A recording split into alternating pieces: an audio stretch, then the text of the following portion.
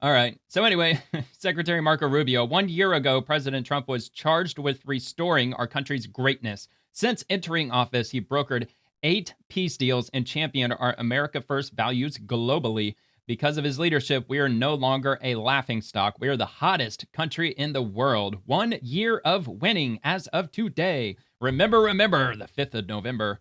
Caroline Levitt, promises made, promises kept. 1 year later, I'll take a look at this article. I know this one ain't going to paywall me because it's a government website. All right, so 1 year ago, the American people delivered a resounding mandate to President Donald J. Trump when they overwhelmingly reelected him to a historic second term. In just 10 months since his inauguration as the 47th president of the United States, he has moved with unprecedented speed and resolve to secure the border, drive down costs, restore public safety, and unleash American energy and prosperity. And momentum is building for even greater achievements ahead. And from the New York Times, Trump storms back. He defeats Harris and caps his resurgence from outcast to felon to president-elect. And from the Wall Street Journal, Trump triumphs again.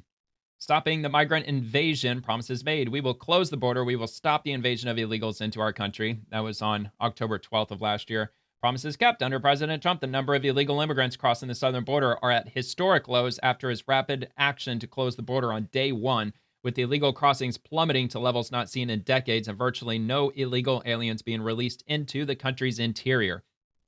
Promises made. I will immediately end the Biden border nightmare that traffickers are using to exploit vulnerable women and children. July 21st of 23.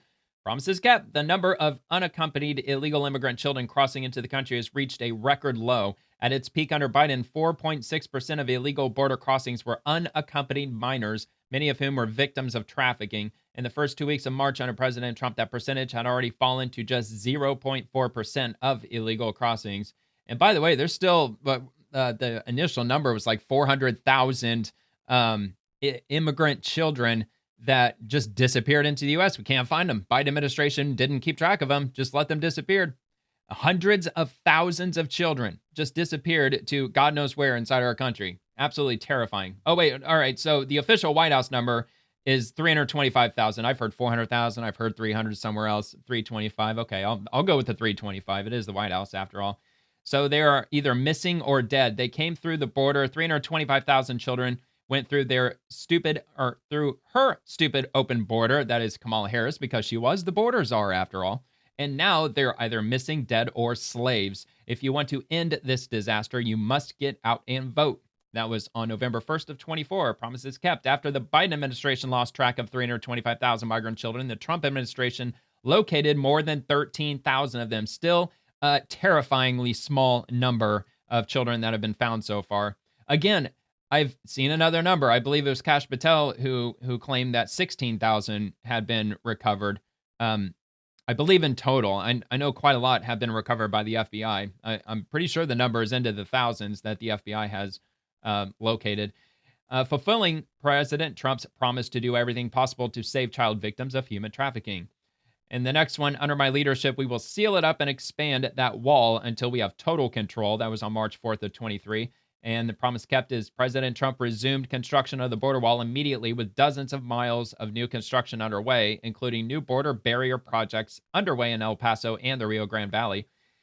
And he also said, I will end catch and release. That was on October 12th of last year. The promise kept. Since taking office, the Trump administration has arrested 150,000 plus illegal immigrants and deported 139,000 plus illegal immigrants, and released just 9 illegal immigrants into the U.S., a staggering 99.99% decrease over the same period last year under Biden.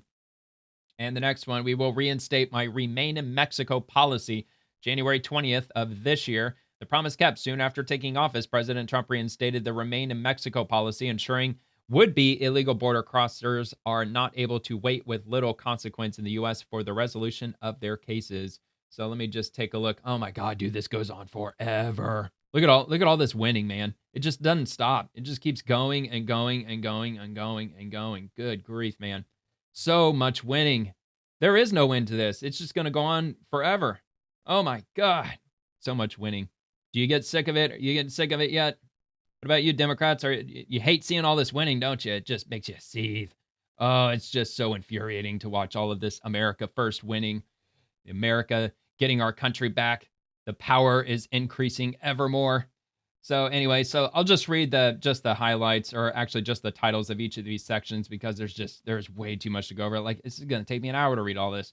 Carrying out the largest deportation operation in American history, also stopping the migrant crime epidemic, as well as making America affordable again. I mean, uh, definitely stop the rapid inflation that was occurring under Biden. I will definitely give that to the Trump administration. They put a stop to that. Housing has very slightly come down a little bit. I think automotive, new cars may have very slightly come down. But in my personal experience, I live in Florida, and things really haven't come down all that much except for gas. Gas has come down probably about, like, I don't know, I'd say maybe 50 cents or so. But to be fair, I haven't checked gas in like 2 weeks, so it might have even come down more since then.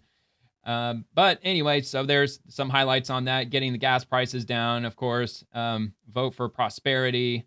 I mean, of course, they're going to tout the stock market, which is rocking and rolling, hitting record highs.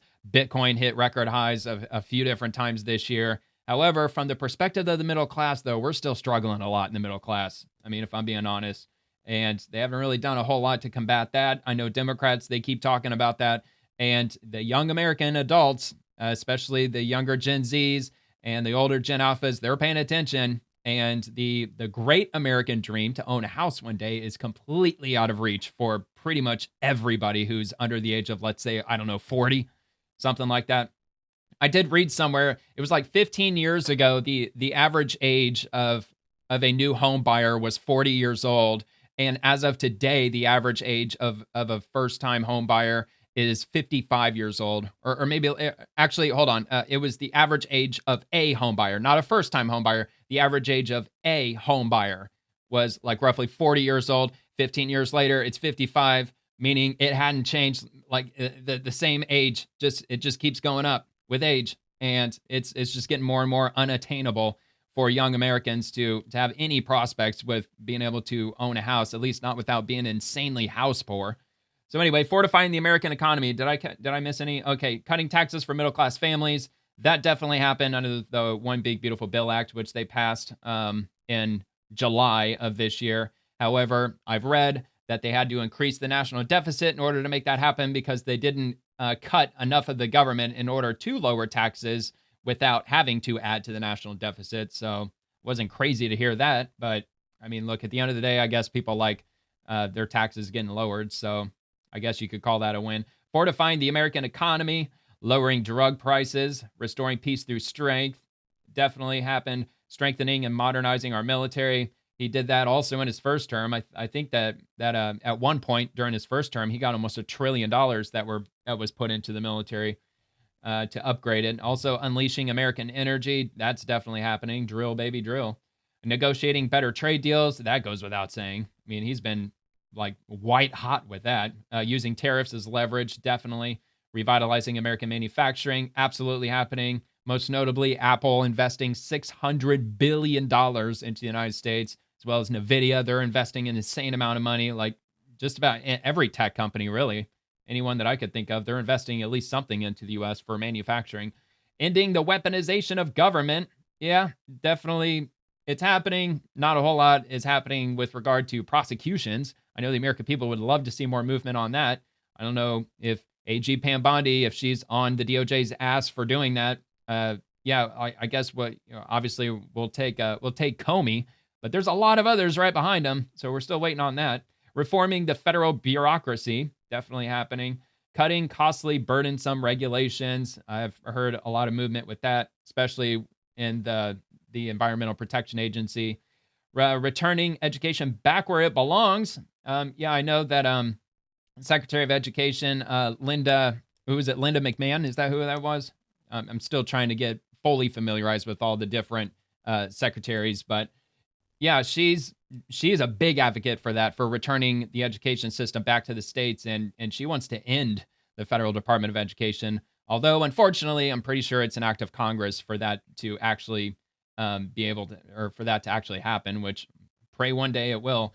I mean, look, if the Republicans were to end the filibuster, there is a whole lot they can do in 3 years. They could end it. As far as I know, I'm no scholar, but Pretty sure they could actually end the Department of Education if they get rid of that filibuster. I bet they could. I'm sure they could.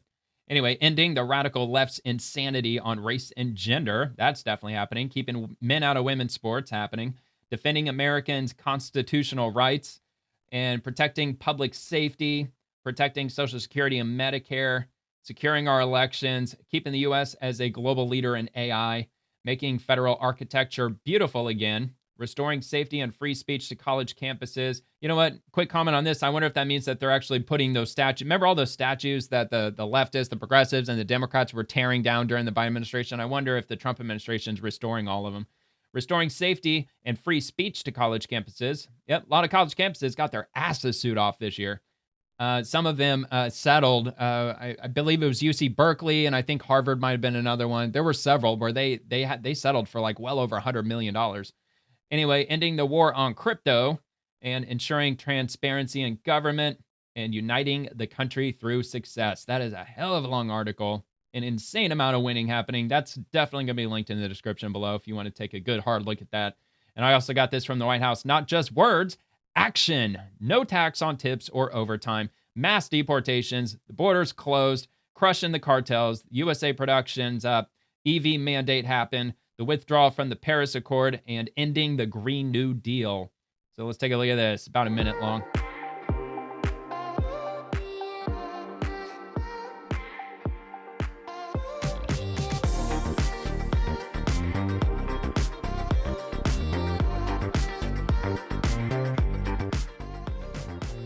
Finally closing the border.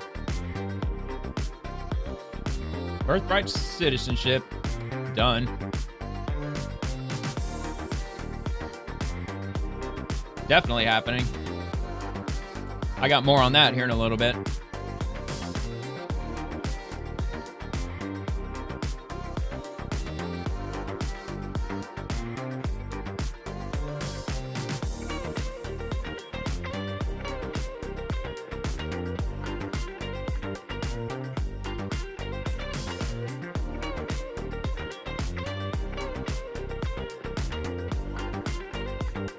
Green ugly deal. The green ugly deal. That happened too. All that winning. And I got a couple of more posts with regard to the 1-year anniversary since Trump won the election, the historic election, all 7 swing states, and the popular majority. First time in 20 years a Republican candidate took the popular majority. Office of the DNI, 1 year ago today, the American people sent President Trump to the White House with a mandate to take back our country.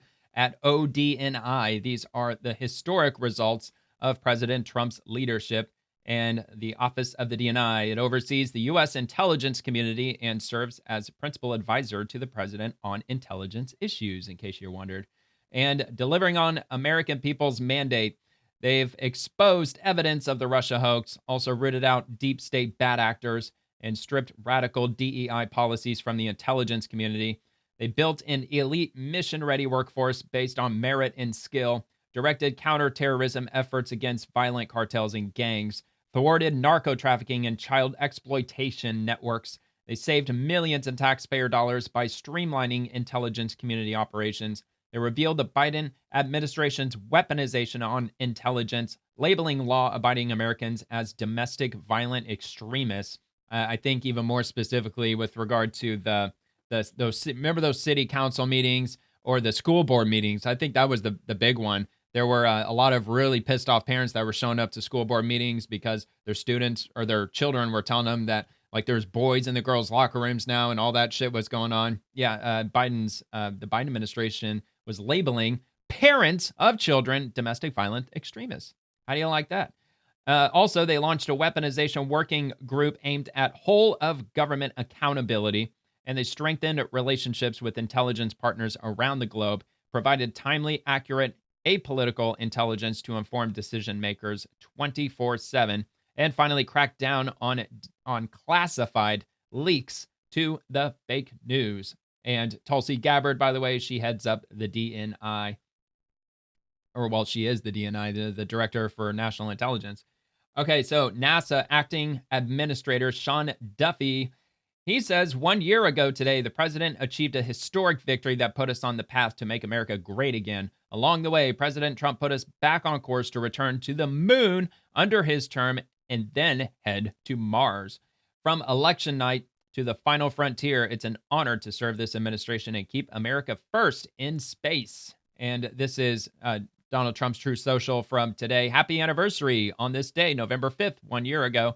We had one of the greatest presidential victories in history. Such an honor to represent our country. Our economy is booming and costs are coming way down. Affordability is our goal. Love to the American people, President Donald J. Trump. I'm surprised this thing wasn't like 50 times longer than that, but maybe he was very busy today. Well, actually, yeah, he was. He was, giving speeches in Miami today. So this comes from the Treasury Secretary, Scott Bessent, who he was at the Supreme Court today. He was sitting in the gallery observing the oral arguments with regard to the tariffs. But he did have enough time to post all this, saying since Inauguration Day, market pundits and so-called experts have continually attempted to undermine the administration through negative rhetoric and fear-mongering, pushing narratives like sell America. And since that day, they have been dead wrong. Thanks to the One Big Beautiful Bill, tariff revenue, and lower inflation, the S&P 500 sits near all-time highs. And just as importantly, the U.S. Treasury market's total returns year-to-date are 6%. It's the best year since 2020 and the best of all developed bond markets this year. In fact, U.S. borrowing costs across the curve from 2-year notes all the way to 30-year bonds are down year-to-date. Other developed bond markets cannot say the same. The U.S. 10-year term premium is basically unchanged, while term premiums in other bond markets are rising. Lower Treasury borrowing costs mean lower corporate borrowing costs, lower mortgage rates, and lower car payments for Americans. The U.S. Treasury market is the world's deepest and most liquid market, and it shows. And we got an image. The U.S. 10-year yields have outperformed peers. So the dark blue is the U.S., the orange is Germany, the green is Japan, and the light blue is the U.K. So yeah, it looks like the year-to-date change in 10-year yields. United States is substantially lower. Looks like, what was the number? 0.4% for the U.S., and it looks like the UK is sitting at about 0.1.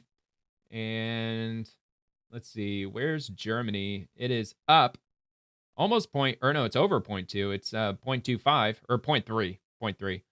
And it looks like Japan is at 0.6%. And there you have it. So we're going to move on to Secretary Sean Duffy. It's an honor to serve President Donald Trump in making America great again alongside the best cabinet in history. And we are just getting started. By the way, Secretary Sean Duffy, he's the Secretary of Transportation, U.S. Department of Transportation. And of course, I already read that. If you enjoyed the video, I hope you take a quick second to give it a like and subscribe to the channel. And check out The Swamp, which drops Monday through Friday at 11 p.m. Eastern, covering the daily happenings inside the federal machine. Thank you very much for watching.